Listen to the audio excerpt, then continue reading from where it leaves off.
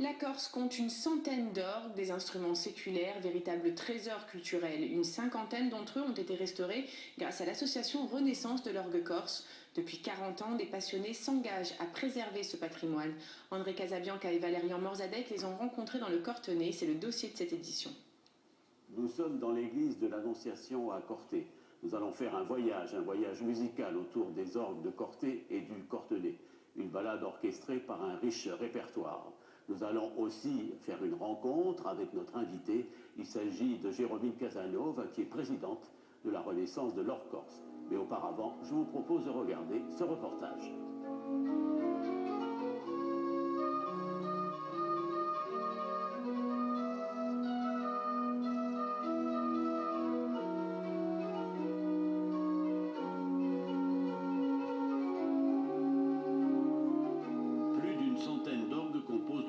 Musical de la Corse. Celui de l'église de l'Annonciation de Corté est réputé de par sa douceur, la beauté des mélanges de ses jeux, la vigueur de ses sonorités.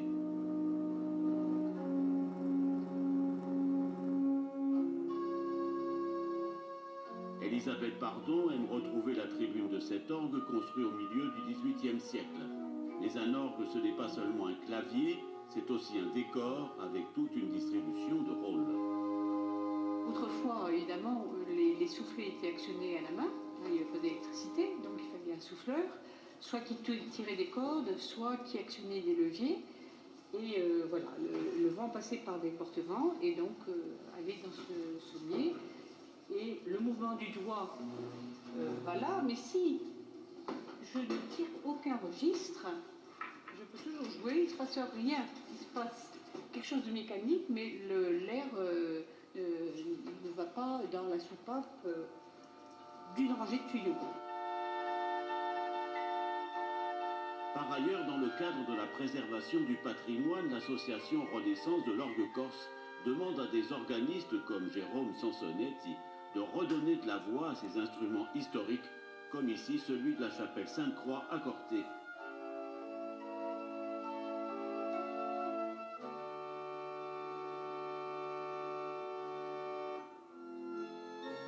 Enfin, dans le Cortenay, dans le village et l'église de Piedicorti-di-Gage, il y a un orgue lui aussi fascinant datant de 1900, un modèle Agati Tronchi avec des harmonies originales.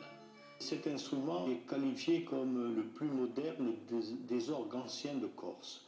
Il a été mis en place là en 1902, il a été construit par les ateliers de Pistoia et son originalité c'est qu'il est un jeu de campanile qu'on ne retrouve pas sur beaucoup d'orgues.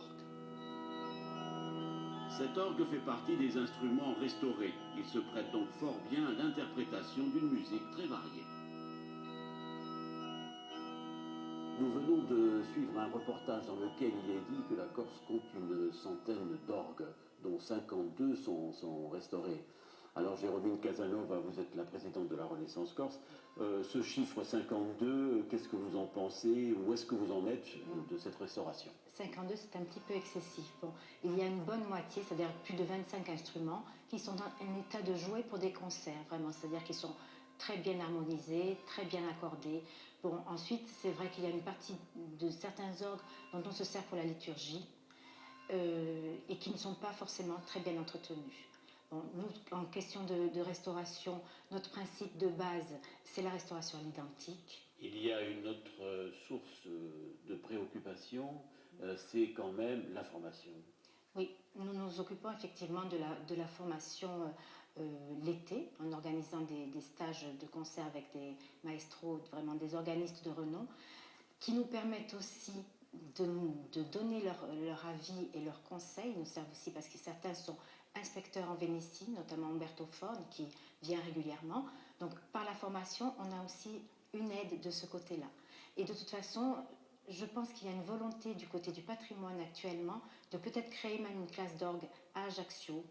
Il y a des volontés sur Corté, donc on a beaucoup d'espoir de ce côté-là. Si vous voulez, notre action phare de l'été, c'est un festival qui s'appelle Chimbalade, qui est d'une semaine, qui met en partenariat les associations qui font partie de ROC et ou mairies et communes. Et donc là, on a un projet de concert promenade avec un ensemble qui s'appelle les Trois Grâces, cet ensemble a joué lors de l'achat du tableau de Granac au musée du Louvre. Donc ce serait intéressant de pouvoir faire cette opération aussi avec le musée d'Ajaccio. Voilà. Merci Jérôme Casanov pour votre implication dans l'orgue corse et votre passion. Quant à nous, nous nous retrouverons lors d'un prochain dossier. À bientôt.